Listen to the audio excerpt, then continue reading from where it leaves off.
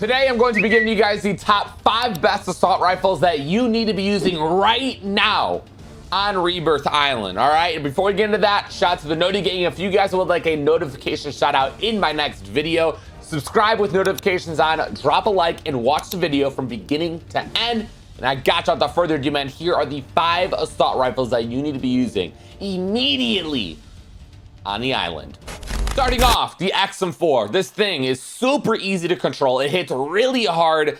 I want to say it's a noob weapon, but like anyone of any skill level could use it and find so much success with it. So starting off with the muzzle, agency suppressor. You're off the radar with the sound suppression. You get vertical recoil control, making this thing a little bit more accurate. Bullet velocity and damage range, maintaining the power of the XM4 at longer range engagement. For the barrel, you're gonna run and rock the task force.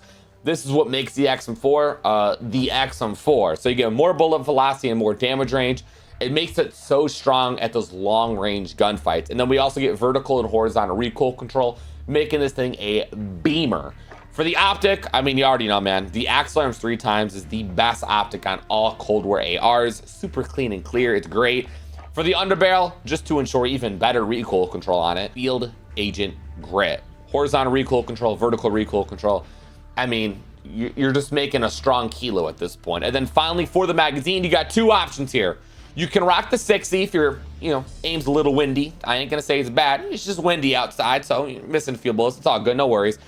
Or you could do the 45. I like the 45 just because I don't like to torch my ADS speed, and I think 45 is more than enough. Again, personal preference. There's nothing wrong with rocking a 45 or a 60.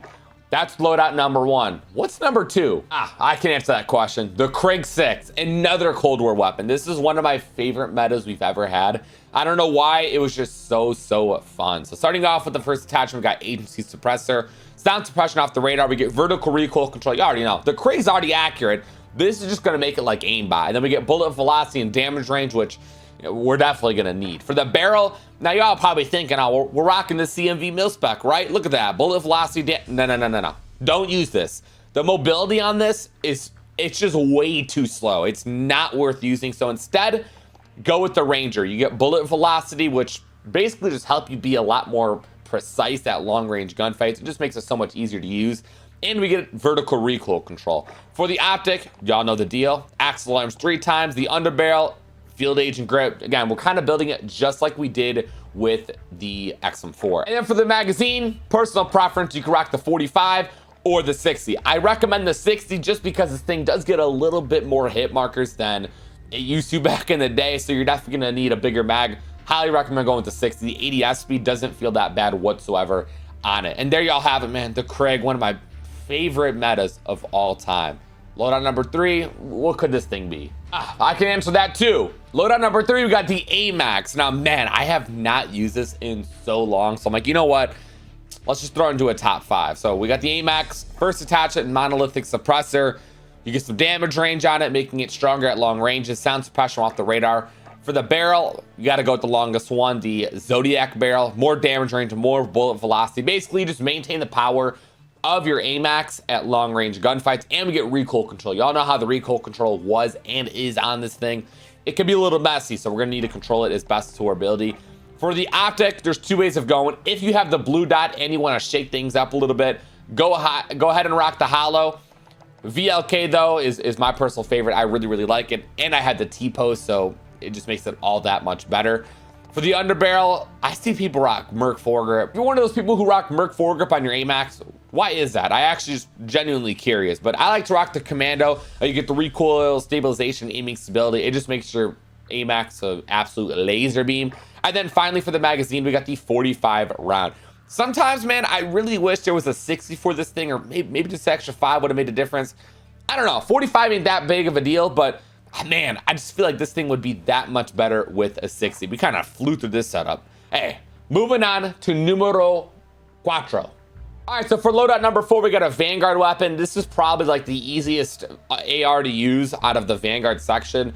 The Coupe. This thing's awesome. I really like it. They did nerf it a few times, and it's still viable. So for the first attachment, you can rock the MX silencer. This is if you just want this thing to be a beamer, but it's going to be very weak. So again, it's up to you. If you want to make it really accurate, go ahead and rock that, but I highly recommend rocking the recoil booster, We get an increase in fire rate, so basically this weapon shoots a lot faster, leading to a faster time to kill.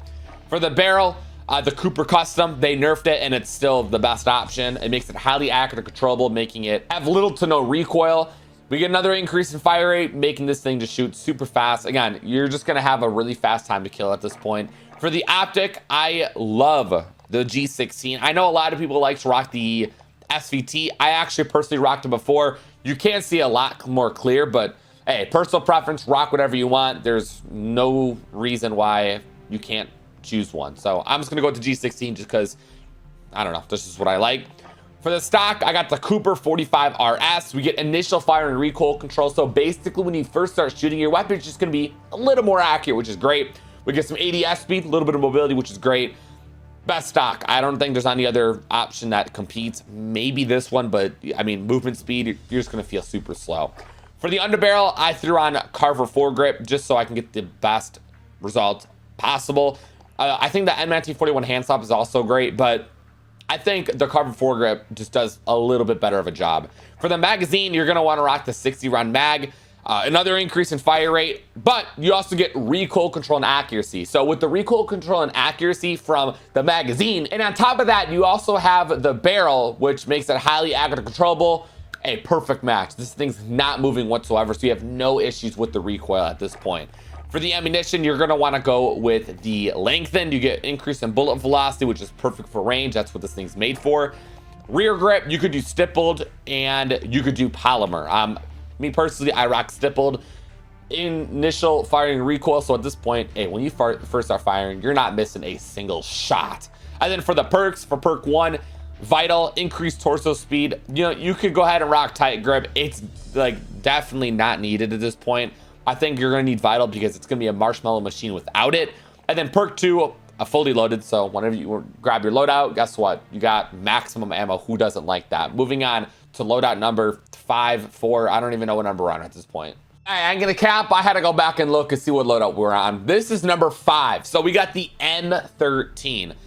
I never made a vid on this thing. Maybe I'll make a dedicated gameplay video for it just because it's good. I know the people love it. So starting off, we got the monolithic suppressor, damage range. You're gonna need it, man. This thing just shoots marshmallows without these damage range buffs. So you're gonna need this, and you want to stay off the mini map.